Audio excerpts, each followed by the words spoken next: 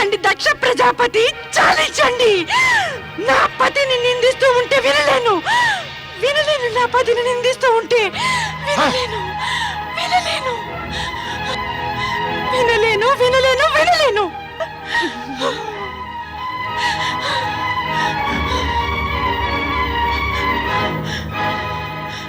అయ్యో ప్రాణేశ్వర, మీరు నన్ను వెళ్ళవద్దని ఎంతగా సముదాయించారే.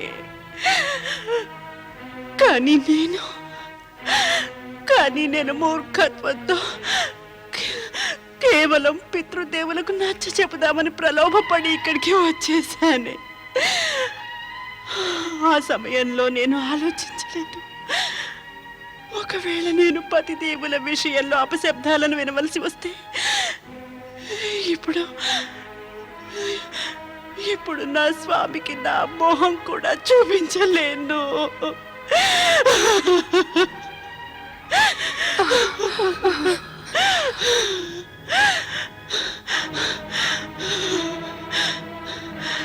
అయితే నా పతిదేవుని గురించి వినరాని మాటలు విన్నందుకు ఈ క్షణంలోనే నేను ఆత్మాహుతి చేసుకుంటాను.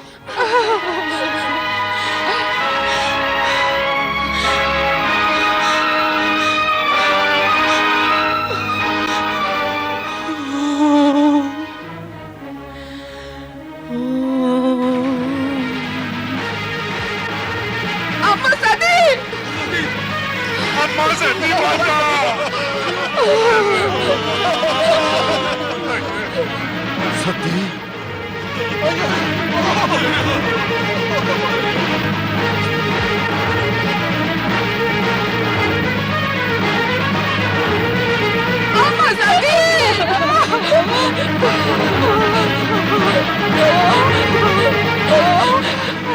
పదండి, లోపలికి తీసుకెళ్ళరా.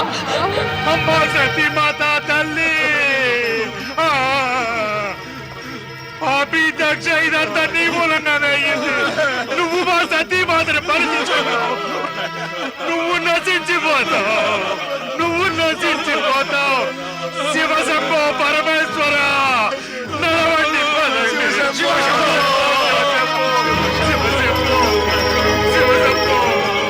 ఏమిటి దుస్థితి? మీరే వచ్చారే.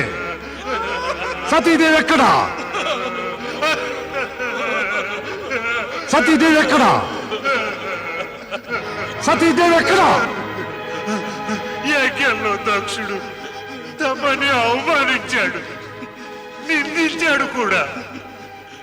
ఇది వినలేక మాతా సతీ ఇంకొక క్షణం కూడా జీవించే అధికారం లేదనుకుని, ఇంకా మీకు మోహ చూపించే అధికారం కూడా లేదనుకుని ఇలా అంటూ ఆత్మాహుతి చేసుకున్నారు. లేదు లేదు లేదు.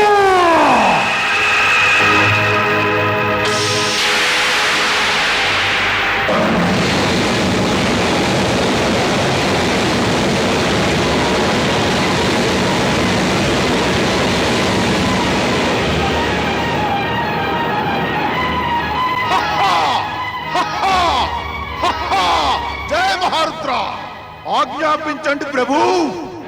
వీరభద్ర, అహంకారి దక్షుడు నాకు విరోధి.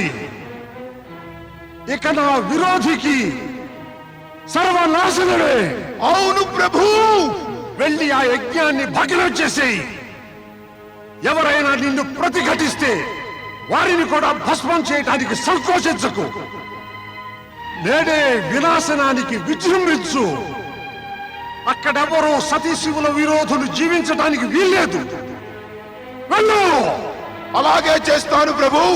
జయ మహారుద్ర.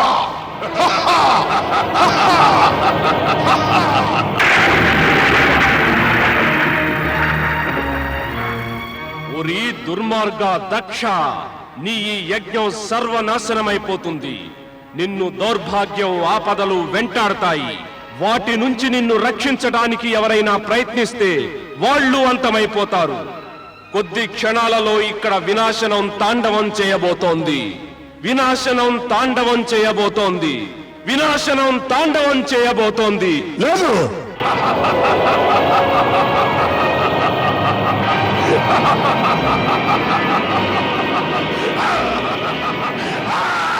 ప్రభు ప్రభు నన్ను రక్షించండి, నన్ను రక్షించండి ప్రభు. దక్ష, శివుని నిందించి నిర్లక్ష్యం చేసి నీవు ఎంతటి అపరాధం చేశావంటే ఇక నిన్ను ఎవ్వరూ కాపాడలేరు. స్వయంగా నేను కూడా. నీకు రక్షణ ఉంది అంటే చరాచరపతి శివుని చేతిలోనే. ఓ! ఆ! ప్రభు ప్రభు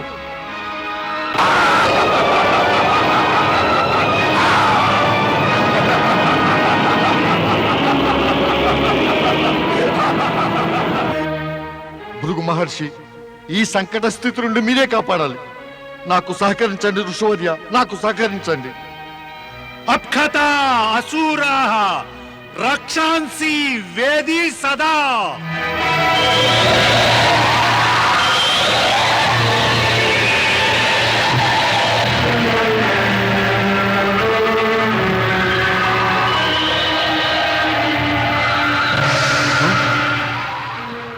మహర్షి,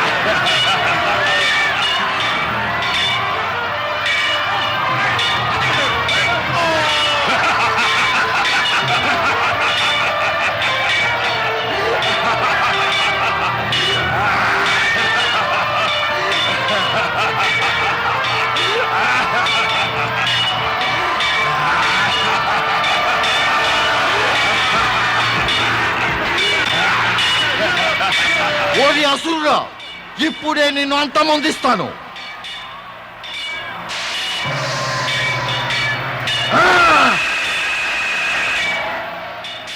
జై సదాశివ.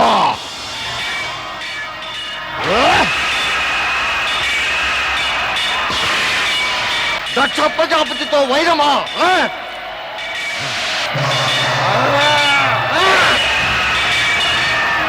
జై గంగాధర. దాచుకో దక్ష.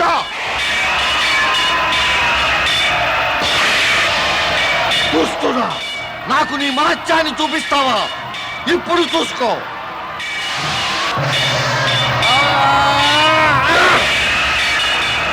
జై భూతనాథ. దక్ష, తప్పించుకోగలిగితే తప్పించుకో. జై.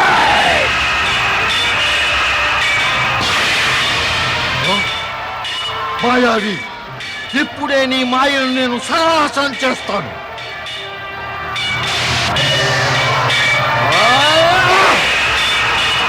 జై మృత్యుంజయ మహాదేవా. దక్ష, అయ్యింది నీ పని, చూసుకో. జై.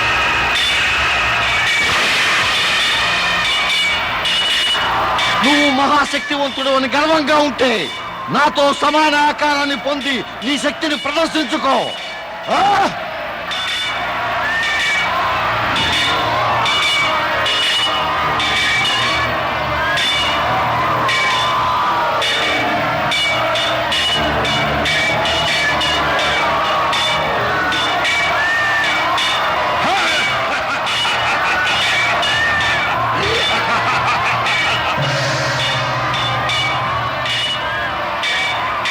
ఇదిగో.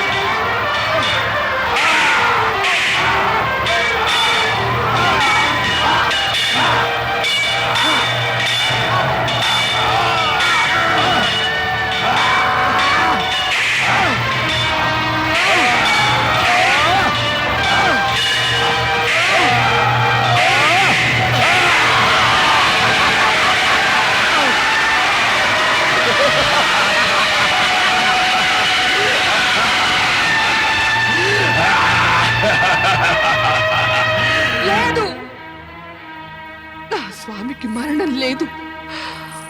వారు పరమపిత బ్రహ్మపుత్రులు. వారికి మరణం లేదు. వారికి మరణం అసంభవం. నువ్వు చెప్పేదంతా అసత్యం. లేదు మహారాణి, ఇది సత్యం. ప్రజాపతి మహారాజు దక్షులు ఇక ఈ లోకంలో లేరు.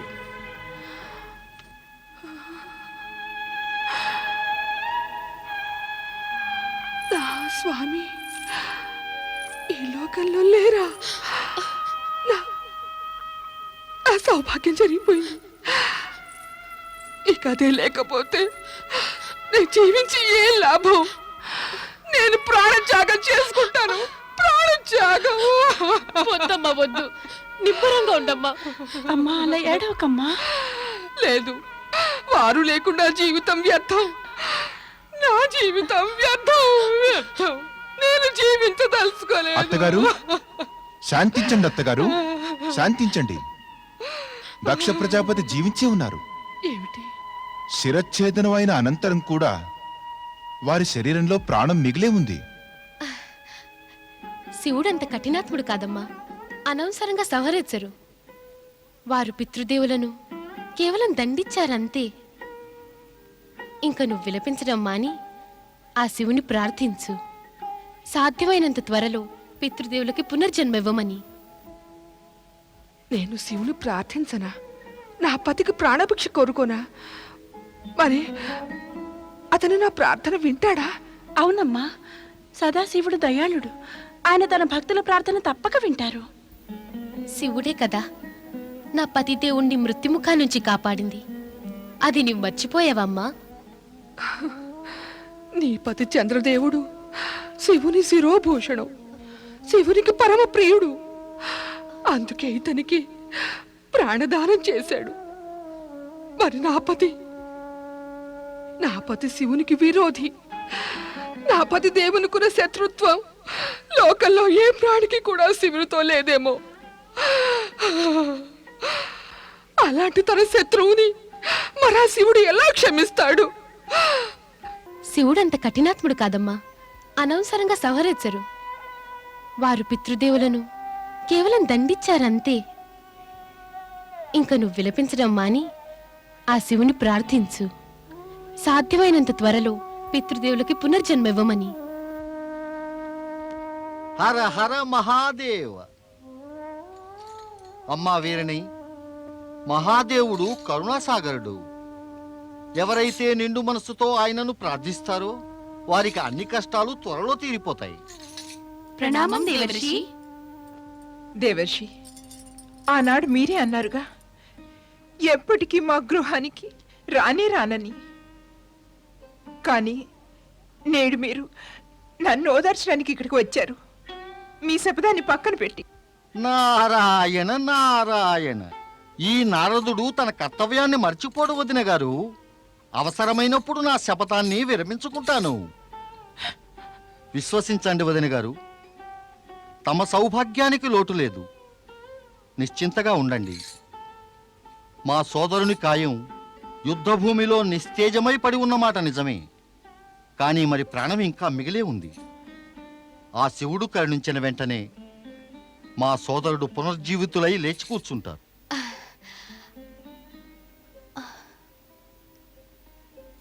ఏమిటమ్మా, నీకు దేవర్షి మాటలపైన విశ్వాసం లేదా? దేవర్షి మాటలను విశ్వసించకుండా ఉండగలనా? వారు పరమ భక్తులు, అందరి శ్రేయోభిలాషి.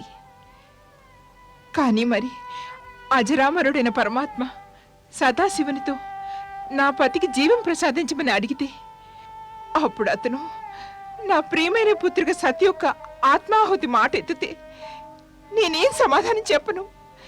ఏం సమాధానం చెప్పను నేను? నారాయణ నారాయణ. వదిన గారు, సతి గురించి అందరికీ బాధగానే ఉంది. యథార్థం ఏమిటంటే శివేచ్ఛతోటే సర్వస్వం సంభవం అవుతుంది, లేనిచో ఏదీ సంభవం కాదు. ఏమిటి విచిత్రమైన శివేచ్ఛ? తెలపండి దేవర్షి.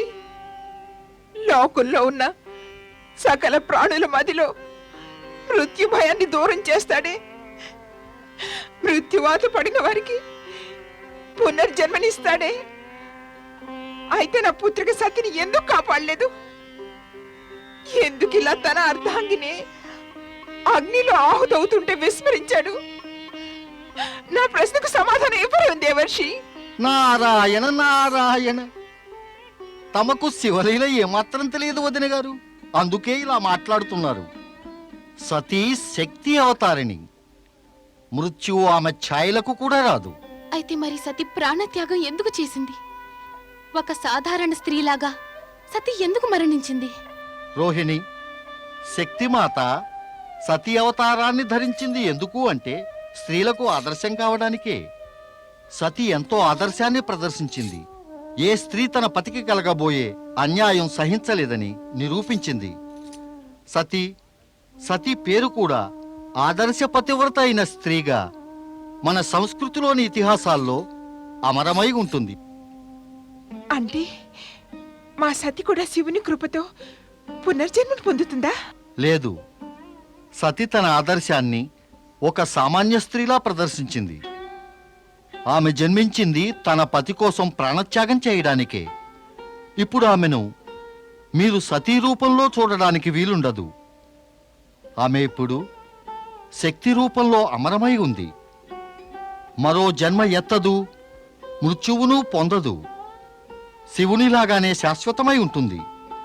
శక్తి స్వరూపిణిగా జగత్తులో అణువణువున నివసిస్తుంది. అమ్మా, ఇప్పుడు నువ్వు సతి గురించి విలపించకు. ఇప్పుడు తను సతీ రూపంలో కాదు, శక్తి రూపంలో దర్శనమిస్తుంది కాదు దేవర్షి? అవును రోహిణి, ఇదంతా శివలీలయే, ఇందులో సందేహమే లేదు. శివలీలా రహస్యం నేటి వరకు ఎవరికీ అర్థం కాలేదు. ఎప్పటిదాకా శివేచ్ఛ ఉంటుందో అప్పటిదాకా ఈ విచిత్రమైన లీలలతో సకల జనులను శివుడు చకితులను చేస్తూనే ఉంటాడు. వదిన గారు, నా మాట విని తమరు కూడా కైలాసానికి వెళ్ళి శివలీలను కాంచండి. ఆ దేవాధిదేవుడైన మహాదేవుని చరణాల్లో మీ శిరస్సును ఉంచి ప్రార్థించండి. అప్పుడు చూడండి శివలీలా చమత్కారాన్ని. ప్రజాపతి దక్షుడు తప్పక జీవిస్తాడు. అవును, తప్పక జీవిస్తాడు.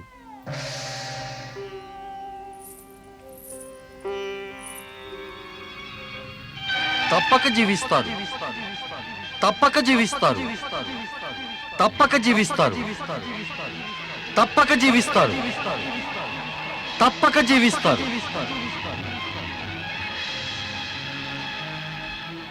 పరమేశ్వరుని వేడుకోవటానికి కైలాసానికి వెడతాను. జయ మహారుద్ర. పరమేశ్వర, మీ ఆజ్ఞను అనుసరించి దుష్టుడైన దక్షుణ్ణి అంతం చేశాను. అతనికి శిరచ్ఛేదనం చేసి యజ్ఞగుండానికి స్వాహా చేశాను. వీరభద్ర, నువ్వు నా ఆజ్ఞను పాటించి నీ జీవితాన్ని ధన్యం చేసుకున్నావు. శివగణంలోనే సర్వశ్రేష్ఠుడు. యశస్వీ భవ. జయ మహారుద్ర.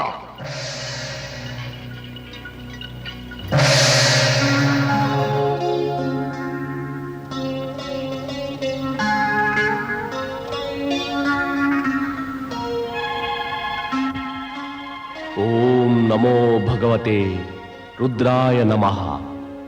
పరాత్పర బ్రహ్మ పరమాత్మ శ్రీ సదాశివునికి ప్రణామం. కరుణాసాగర, భక్తవత్సల, పరమేశ్వర, శంకర వందనం. హే చరాచరపతి, పరమేశ్వర, కృపాసాగర, నేను దౌర్భాగ్యవంతురాల్ని. ఒకవైపు నేను నా పుత్రికను కోల్పోయాను. ఇప్పుడు మరొక వైపున నా పతిదేవుని కోల్పోతున్నాను. శిరస్సు లేని వారి శరీరాన్ని చూస్తూ ఉంటే ఏ క్షణంలోనైనా మృత్యువు కబడిస్తుందని భయంగా ఉంది. నాకు తెలుసు దీనికి అంతటికి కారకుడు నా పతిదేవుడే. నాకు ఎలాంటి అధికారం లేదు.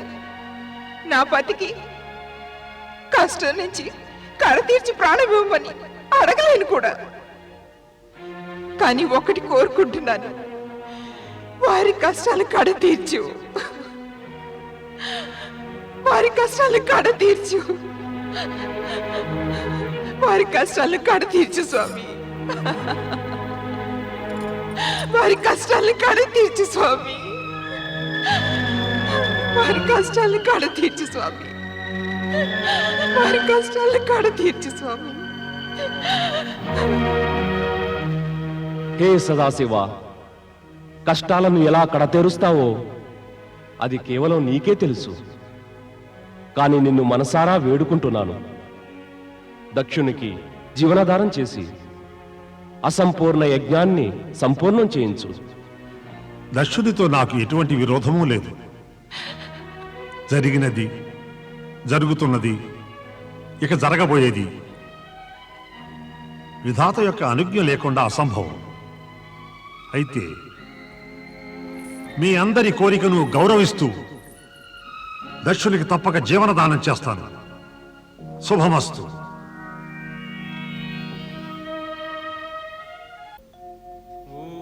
పతి వియోగంతో దుఃఖితురాలైన వీరిని పత్ని వియోగాన్ని తట్టుకోలేని శివుని వద్దకు వచ్చి తన మాంగళ్యాన్ని కాపాడమని వేడుకుంటుంది.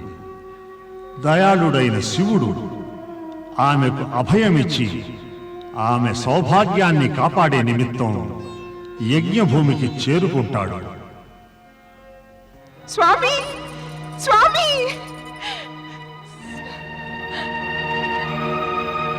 స్వామి, స్వామి ఎక్కడున్నారు స్వామి? స్వామి, స్వామి,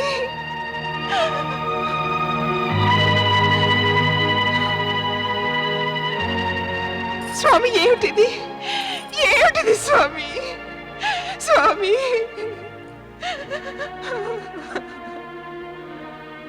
ప్రభు కరుణించు, కరుణించు పరమేశ్వర, కరుణించు. ప్రజాపతి దక్ష, నిరర్థకమైన అహంకారం వలన నీ భయంకర అపరాధాలకు దండన నీకు లభించింది. అసంపూర్ణమైన యజ్ఞాన్ని నువ్వు పూర్తి చేయడానికి నీకు అజామక రూపాన్ని ఇచ్చి కొత్త జన్మనిస్తున్నాను. నీకు ఈ రూపాన్ని ఇవ్వడానికి కారణం ఏమిటంటే దానిని చూసి జనులందరికీ నువ్వు చేసిన కర్మ నిత్యం జ్ఞాపకం ఉంటుంది. వారు మున్ముందు ఇలాంటి కర్మలకు దూరంగా ఉండాలని ప్రయత్నిస్తారు. శుభం కలుగ్గాక.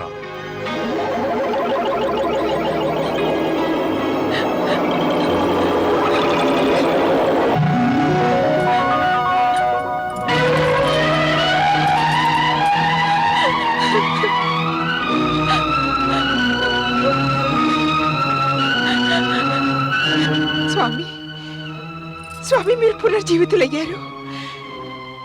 నా జీవితం ధన్యమైంది. హే దేవాదిదేవ, హే మహాదేవ, హే పరమేశ్వర, నీవు నా వంటి నరాధమునికి జీవనదానం ఎందుకు ఇచ్చావు? ఎందుకు ఇచ్చావు ఈ జీవనదానం? దమనకాండను రేపిన ఈ దక్షుడు కిరాతకుడు ప్రభు, కిరాతకుడు.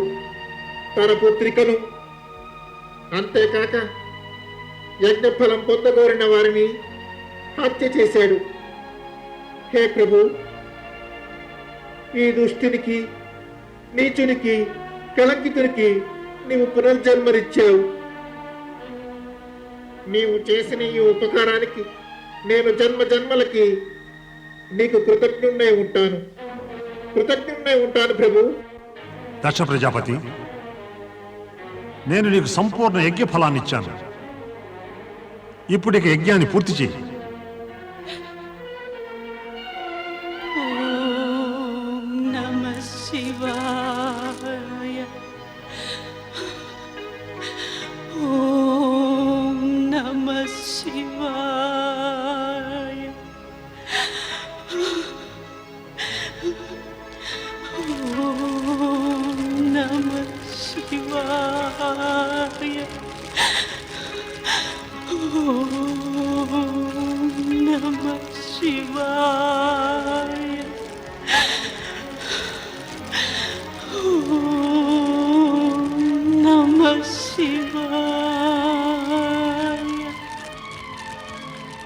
సతీ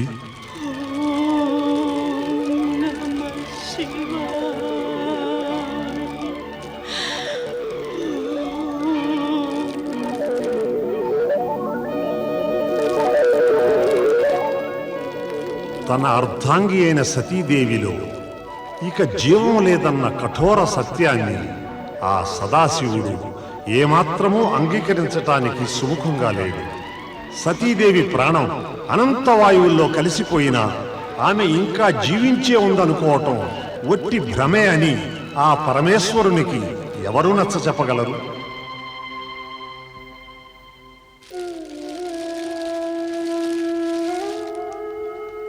సతీ సతీ సతీ సతీ, నిన్ను ఎంతగా పిలుస్తున్నా కూడా అలా మౌనంగానే ఉన్నావే. నా పిలుపును పట్టించుకోవటం లేదేమిటి ప్రియా? నీకు ఈ పరమేశ్వరుడు ఎంతో ప్రియుడుగా, నీ ఆరాధ్యుణ్ణి, ఇష్టుణ్ణి, సర్వస్వం నేనేగా. నా చూపులోని భావాలను పసిగట్టి నా హృదయ భాషనే అర్థం చేసుకోగలవు. కానీ నేడు ఎంతటి మధుర స్వప్నానికి అంటున్నావో కానీ నా ఆక్రందన నీకేమాత్రం వినిపించటం లేదు. నవ్వుతున్నావా? నువ్వు నవ్వుతున్నావా? ఎంత మొరబెట్టుకుంటున్నా నీవు నవ్వుతున్నావా సతీ? ఎంత సముదాయించాను, హెచ్చరించాను కూడా. మనల్ని ఆహ్వానించకుండా వెడితే అగౌరవమే కాకుండా అవమానకరం కూడానని. సూటిగా చెప్పాలంటే నీ పతికి విరోధి అతను. నన్ను అవమానించడానికి మార్గం వెతుకుతూ ఉంటాడు.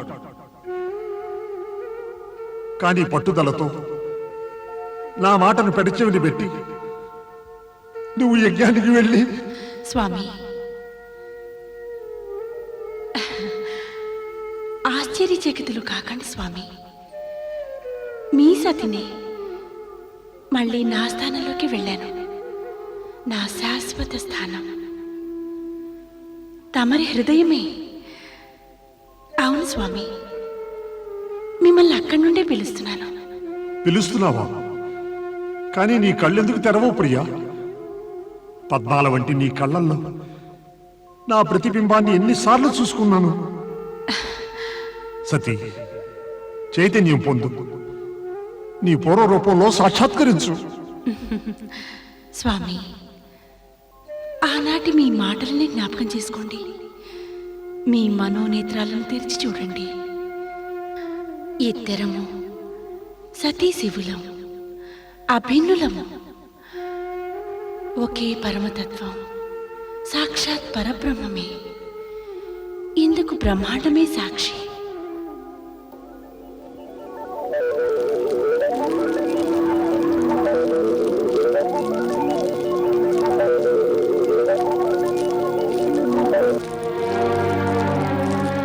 పరమేశ్వర, పరమేశ్వర, నారదుని ప్రణామం స్వీకరించండి. శుభమస్తు. ప్రభు, ఎక్కడికి వెళుతున్నావు? సతీదేవి నా పైన అలిగింది. పరమేశ్వర, నువ్వేం మాట్లాడుతున్నావు? ఏ, నిత్యం పత్నియే పతికి అండగా ఉండాలా? మరి పతి నా ప్రాణేశ్వరి అలిగినా సరే ఎప్పుడు వదలను. పరమేశ్వర, ఇంత జరిగినా కూడా వాస్తవికతను గ్రహించలేకపోతున్నావా? నువ్వు నా సమయాన్ని వృధా చేస్తున్నావు నారదా. నీ మాటలు వింటే సతి మరింత అలుగుతుంది. అలాకా? హే త్రికాలదర్శక, ప్రాణం లేని దేహం అలుగుతుందా చెప్పు. నారదా, పరమేశ్వర, పరమేశ్వర, నీవు నా పైన కోపగించుకుని నిజాన్ని అబద్ధం చేయలేవు. నిజమేమిటంటే సతీమాత నీ పైన కినుక వహించిందనుకోవటం అదంతా ఒట్టి భ్రమ. భ్రమ. ప్రభు దేహం మాట్లాడదు, భ్రమే మాట్లాడేది. నువ్వింతకీ చెప్పదలుచుకునేదేమిటి? నా ప్రియ సతి ఒట్టి దేహమేనా? ఒట్టి దేహం. దుఃఖించవలసిన విషయం ఏమిటంటే ప్రభు, మీరు దేన్ని చూసి సతీదేవి అనుకుంటున్నారో ముమ్మాటికి అది జీవం లేని దేహం. నారదా, మరొక్క మాట అన్నా భస్మం చేసేస్తాను. సతియే శక్తి, శక్తి అమరం, శక్తియే జగన్మాత. మరి నువ్వు జగన్మాతని జీవం లేని దేహం అని అవమానిస్తున్నావా? ప్రభు, నీవేనా మాట్లాడేది ఈ విధంగా? ఒక సామాన్య మానవులా మాట్లాడుతూ భావుకతలో మునిగిపోతున్నావు. అక్కడితో ఆపు, అక్కడితో ఆపు. ఇంక నారదా, ఇంకొక్క మాట అన్నా సరే నా క్రోధాగ్నికి బలైపోతావు. వెళ్ళిక్కడి నుంచి. నా దృష్టికి అందనంత దూరంగా వెళ్ళు. వెళ్ళిపో ఇక్కడి నుంచి.